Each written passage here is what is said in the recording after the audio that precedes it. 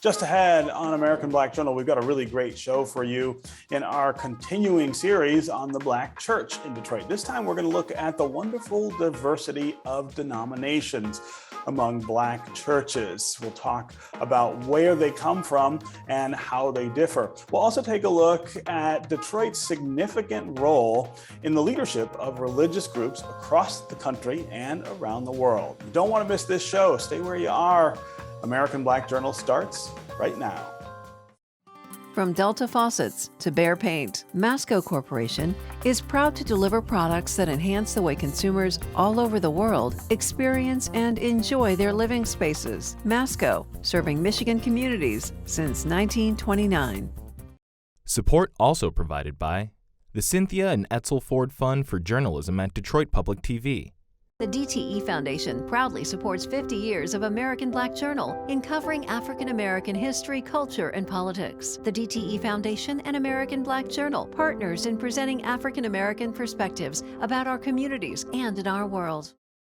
Also brought to you by AAA, Nissan Foundation, Impact at Home, UAW Solidarity Forever, and viewers like you. Thank you.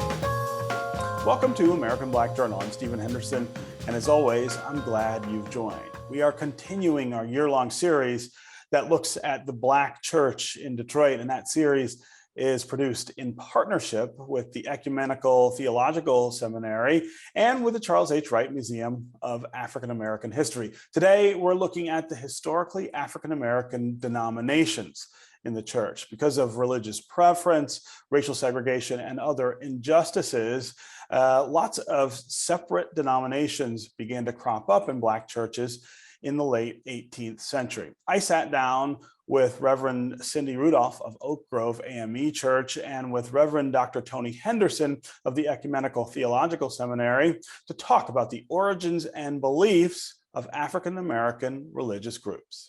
I want to start here with this idea of why there are so many churches, so many denominations that we count as the Black church. I always think of it as this kind of wonderful point of diversity in our community, but I'm not sure everybody understands why that diversity exists and where it comes from. So I will start with you, Pastor Rudolph. Tell us, as someone who's leading an AME church, what that's all about. So I think that our diversity is for sure our strength. The Black church is not just a monolithic church, it is a very diverse church. And we are able to represent different theological perspectives. And I think that's a beautiful thing because it gives people many options. I think we share something in common, and that is that we are here to meet the spiritual and social and educational needs of our people. And that can include a myriad of things. And so we thank God for the diversity of the Black church. The AME church is unique in that while many churches were born out of theological and spiritual differences, the AME church was founded out of social protest. And so when we look at our founding bishop, who was Bishop Richard Allen, he was born a slave in the year 1760. And at the young age of 20, he purchased his freedom for $2,000, which was a tremendous amount of money back in the 18th century. And so we thank God for his foresight. He was attracted to the Methodist teachings because at the time, they were very liberal in their thinking. They preached an anti-slavery message, and they preached a very liberating gospel. And so as a slave, he was, of course, attracted to that. After he purchased his freedom, He then went on to become a traveling preacher himself, and he preached in places like Maryland and Delaware. He made his way to Philadelphia, where he became the 5 a.m. morning worship preacher at the St. George's Methodist Episcopal Church. And it was during that time that he began to attract many new worshipers of African descent. And unfortunately, the white Methodists at the time were not prepared to handle that. And so in an effort to maintain control, what they did was they relegated the Blacks to worshiping in the balcony and the back of the church. This, of course, was unsettling for Richard Allen and Absalom Jones, who were leaders at the time. Absalom Jones was actually pulled from his knees while praying one morning.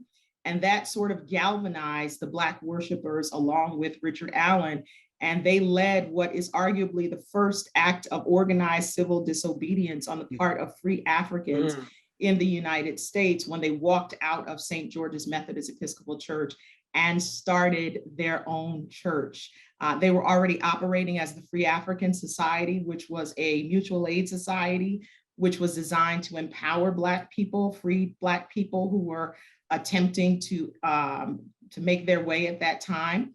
And so that went on to become the AME Church many years later in 1816 when we were officially established. Yeah. Dr. Henderson, again, this diversity comes from our history. Right. It's born out of, I think, necessity in many instances, but it is driven by the discrimination and the segregation that we face. Talk about the development of these different denominations within the church over time. First, let me applaud my colleague for her accuracy in giving the historical origins. As one of my colleagues says, we may be in the same boat now, but we didn't come over here in the same boat. Right. And so our beginnings are as diverse as our denominational identity. Diverse in the sense that we were taken from various parts of northern, western, northwestern, and central Africa and brought over here. We have Baptists, Methodists, Episcopalian, Lutherans, Catholics, and so forth, because in an effort to respond progressively and positively to the outrage of being enslaved, our people sought refuge, solace, and comfort pretty much wherever they could find it.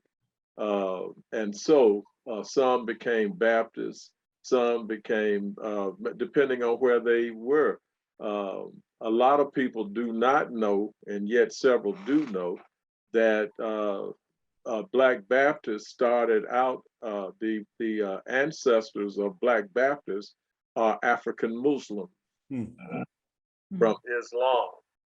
And you can find the evidence of that in the churches and in the Black Baptist churches in South Carolina, when you see the Muslim imagery carved in the pews, buried in the walls, and other artifacts of historical significance when you visit what we now call the Gullah people of South Carolina.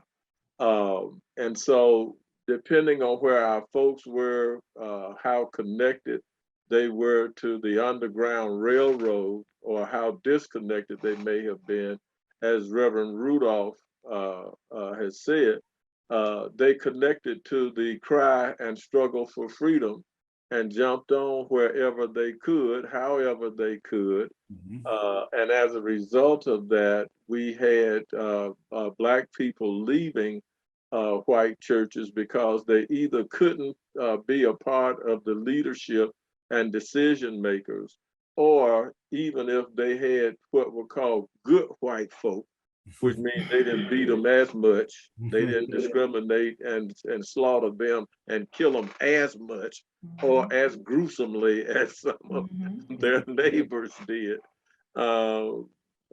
Black folk realized that they were not born to be enslaved. Mhm. They were not born to be chattel property. They were not born to be locked up and exploited and devalued. And so they struggled when it became unpopular and illegal for them to learn to read. And this is something else I want to expose. Mhm. Our people have not been historically ignorant and illiterate. That's right.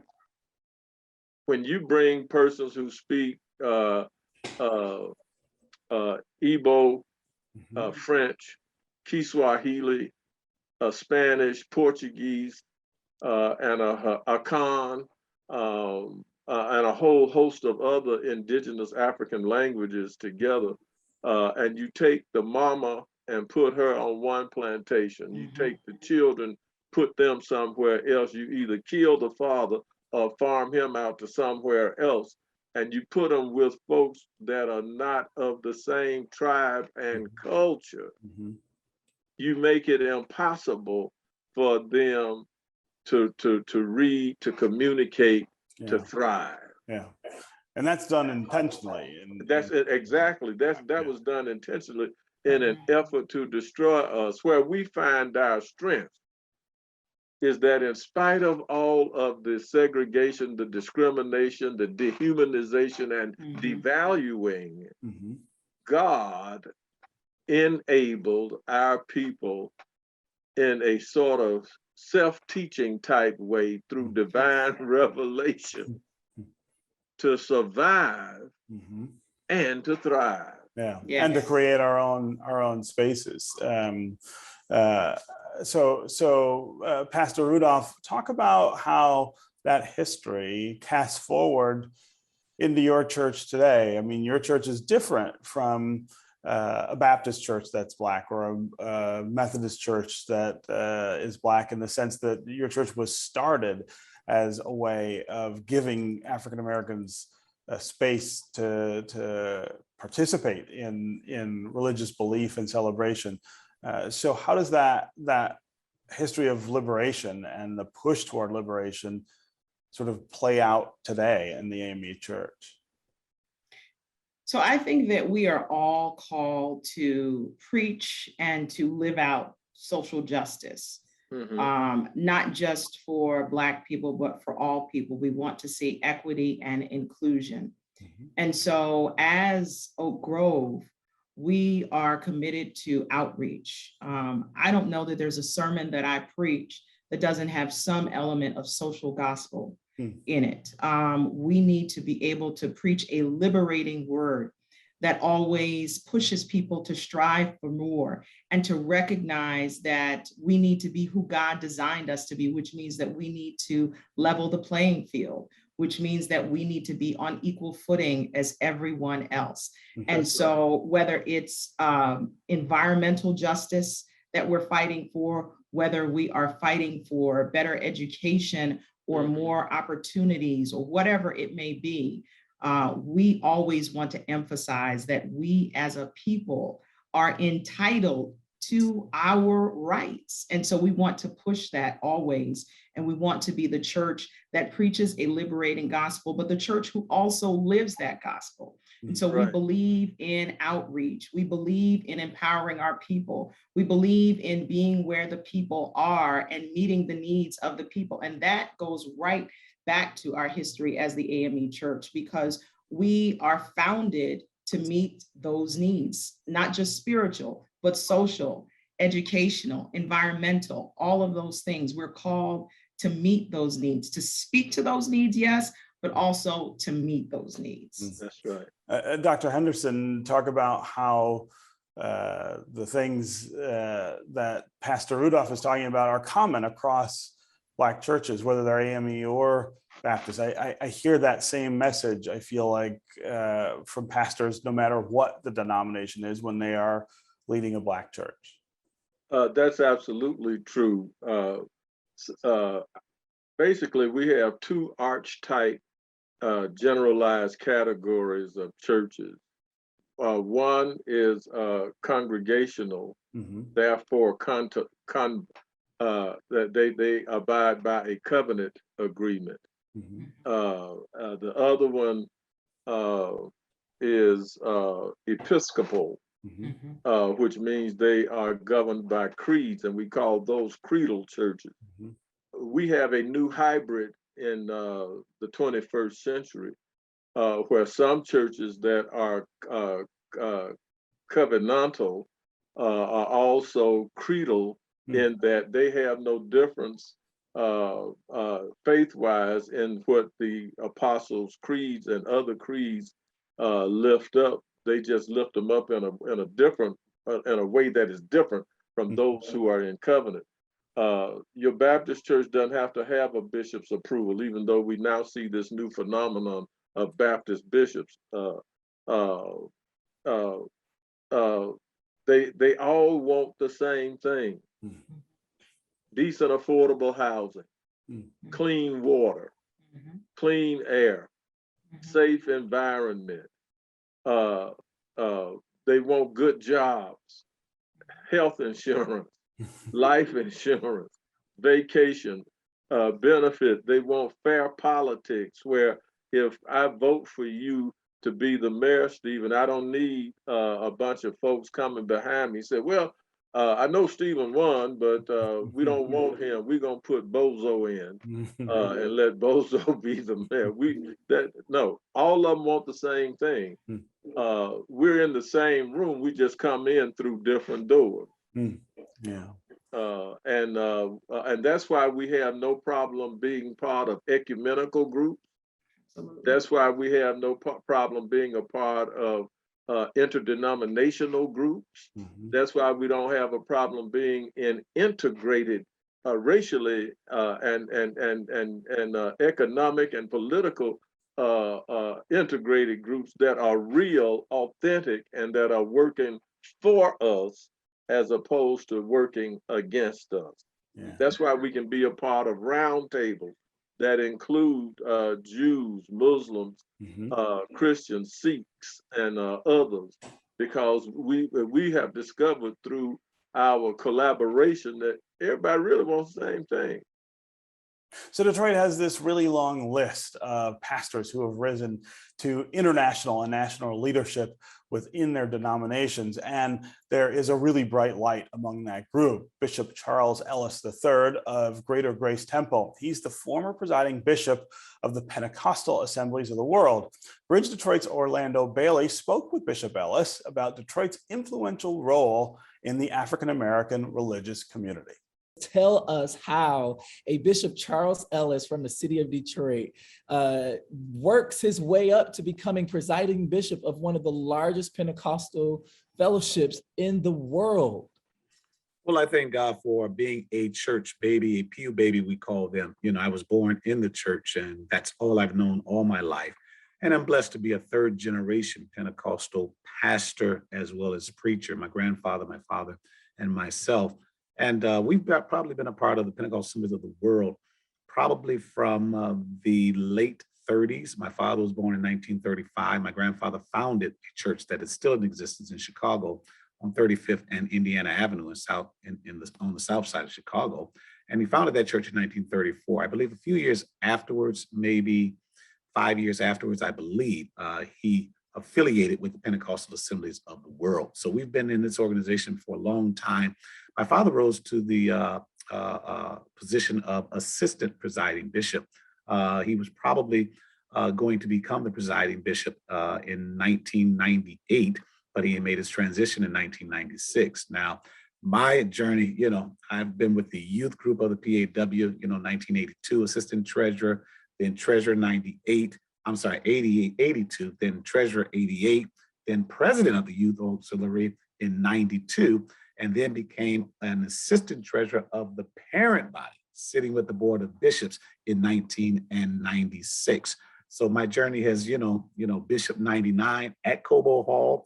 The convention was here in Detroit that year. I was the only bishop, and actually the last bishop, Orlando, of the 1900s. I was the only bishop in 1999. So I kind of found myself in 2004 when I became assistant presiding bishop and then presiding bishop in 2010. Many individuals told me that I was that bridge from the young generation to the older generation because I made presiding bishop at 52 years old. For decades now, Detroit has been an epicenter of Black culture and Black faith. Can you talk a little bit about Detroit being America's largest majority Black city and the outsized influence that it has on predominantly African-American denominations, not only in the city, but in the country and around the world? Whenever you talk about civil rights movement, Detroit comes up. You have Dr. King with Reverend C.L. Franklin and other religious leaders here leading that march down Woodward. We have his speech at Cobo Hall, the I Have a Dream configuration of the speech. And all of us know that as pastors, we preach messages and we bring a little bit from that to this, to this, to that.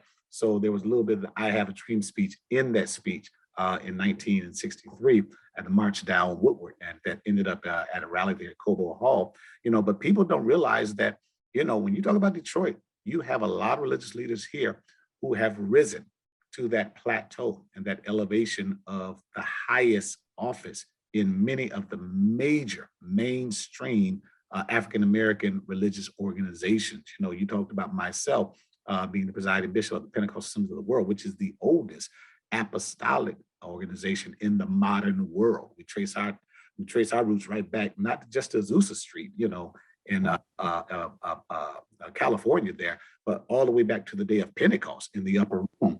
But even you have the Progressive Baptists, and Dr. Charles Adams served as the president there. James Perkins celebrated the leadership of that presidency. You have Bishop J. Drew Sheard now, who is now the presiding bishop of the Grand Old Church of God in Christ. Yes, we've had Bishop C.L. Anderson Jr., who served as the first presiding bishop or the second presiding bishop at one time, and Bishop P.A. Brooks, God bless both their dust, who celebrated the leadership of the first assistant presiding bishop. But now we have a presiding bishop of the Church of God in Christ right here in Detroit, Michigan. My good friend, Bishop Lambert Gates, who celebrates now as the pastor here in Detroit of Apostolic Faith Temple, as well as Mount Zion in Indianapolis. But he was Detroit bred, born, and his roots trace back to Clinton Street, Greater Bethlehem Temple, right there on the Linwood, Chicago Boulevard area. And, he is the presiding bishop of an offshoot from us in 1957, I believe, the Pentecostal churches of the Apostolic Faith. So listen, we have great influence even in the mainstream large Black religious institutions. Bishop Ellis had a lot more to say, and you can see his entire conversation with Orlando at AmericanBlackJournal.org. Finally, today, we at Detroit Public Television send our condolences to the family of Jonathan Clark, who is the chair of the Education Advocacy Group 482 Forward and a minister at City Covenant Church. Clark was a valued community partner in the Brightmoor neighborhood, and his passion for serving the area and their families was evident when American Black Journal and One Detroit produced 2 road shows at his church. We are saddened by his passing. We offer our deepest sympathy to his congregation and to his family. That's going to do it for us this week. Thanks for watching. You can find out more about our guests at AmericanBlackJournal.org, and you can always keep up with us on Facebook and on Twitter. We'll see you next time.